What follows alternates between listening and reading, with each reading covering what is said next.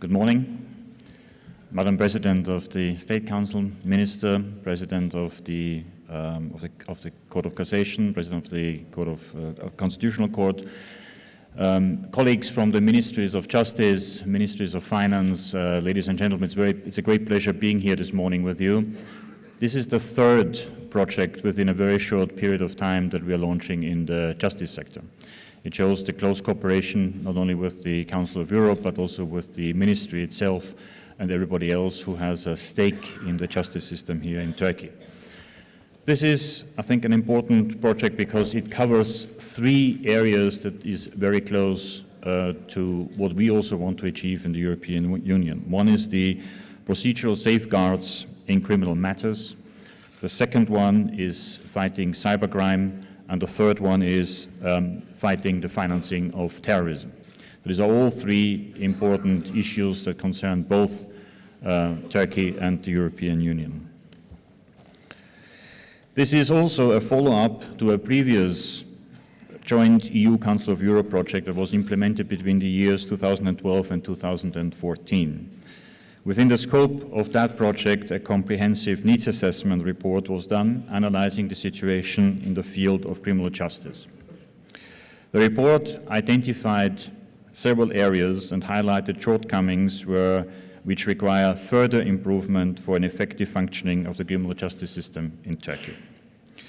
Key activities included the development of training models in line with the European Council of Human Rights, Court of Human Rights and National High Court's judgments, as well as the establishment of a pool of more than 300 trainers with the aim of increasing the training capacity of the Justice Academy. And I'm very pleased that the Justice Academy is now in full operation, also with the support of the European Union. This EU project comes at the right moment to work with the newly appointed judges and prosecutors on major problematic areas in the criminal justice system and to support the re-establishment of the Justice Academy in strengthening its capacity to train both candidates and sitting judges and prosecutors. The comprehensive report produced under the first project will be reviewed to take into account the new legislative and procedural changes that occurred since 2014. It has the potential to provide guidance on an enhanced approximation to EU standards. We should not forget that for an effective criminal justice system, the independence and impartiality of the judiciary has utmost importance and underpins the rule of law. Even if we design the perfect judicial system, its strength comes from the independence it enjoys. As noted by the Venice Commission, the rule of law, which would be just an empty shell without permitting access to human rights.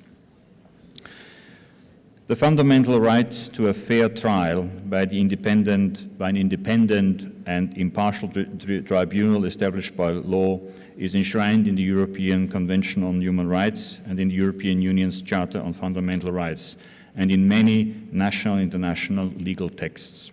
The European Union over the years has made comments and expressed concerns about the situation, but we think with the judicial reform strategy that has been recently announced and presented also and is now being discussed in the Turkish Parliament, we hope that many of these issues can be remedied and many of the problems identified in the European reports can be addressed, including case law that has been produced by the European Court of Human Rights.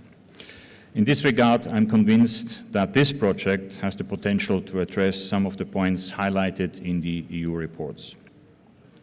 We as the European Union also see this project as a big opportunity to strengthen our cooperation, work together on the judicial reform strategy and further support Turkey to pursue the very demanding process of alignment of its laws and practices with European standards in the criminal justice field. Let me finish by congratulating the Ministry of Justice, who is the sponsor of this initiative, and wish all partners success in the implementation of this ambitious project together with the Council of Europe. Thank you very much.